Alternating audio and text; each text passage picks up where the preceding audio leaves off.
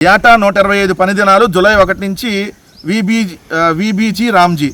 ఏంటిదంటే మహాత్మా గాంధీ జాతీయ ఉపాధి హామీ చట్టాన్ని అంటే నరేగా స్కీమ్ని పేరు మార్చారు.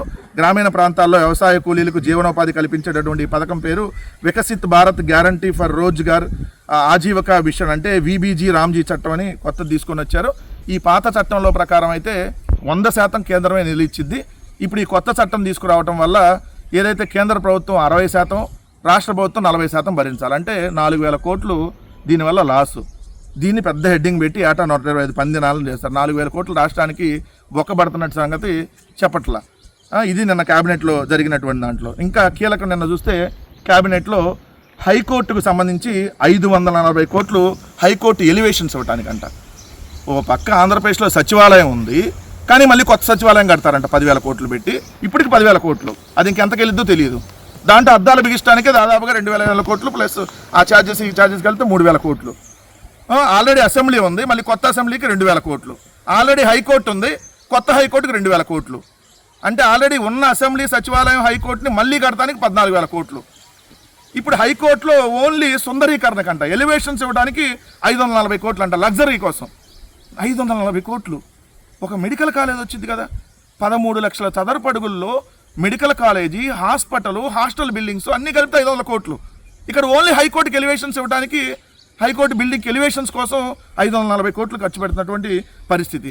అలానే ఐఏఎస్ భవనాలకు సంబంధించిన ఎలివేషన్స్కి 94.9 95 కోట్లు.